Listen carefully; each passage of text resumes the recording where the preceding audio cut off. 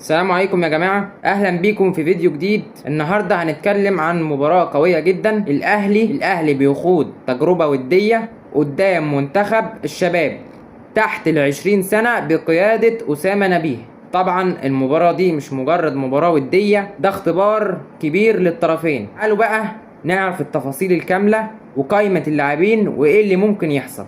المباراة هتتلعب النهاردة الساعة 6 مساء على ملعب السلام. الأهلي هيخوض المباراة بالتشكيلة البديلة والناشئين. أسامة نبيه اللي استلم تدريب منتخب مصر للشباب مؤخرا أعلن التشكيلة الكاملة، وكان من ضمن أبرز الأسماء في القائمة عمر خضر، عبد الرحمن سوسو، عبد الله عماد، وأحمد شريف، وأسماء تانية بتشارك لأول مرة. الهدف الأساسي من المباراة هو تجهيز المنتخب للبطولة شمال افريقيا المؤهله لكأس الامم تحت ال20 سنه. السؤال اللي الناس كلها بتساله، هل المواجهه دي مفيده للاهلي؟ الاجابه طبعا جدا. المباراه هتساعد الجهاز الفني يشوف قدرات بعض اللاعبين اللي ممكن يطلعوا اعاره او يشاركوا في مباراه الكاس، وفي نفس الوقت منتخب الشباب هياخد ثقه كبيره جدا لما يلعب قدام فريق كبير زي الاهلي. طبعا في النهاية الماتش ده زي فرصة ذهبية للمواهب الصغيرة. قولوا لي في الكومنتات دلوقتي، شايف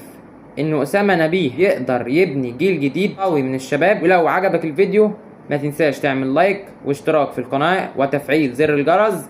والسلام عليكم ورحمة الله وبركاته.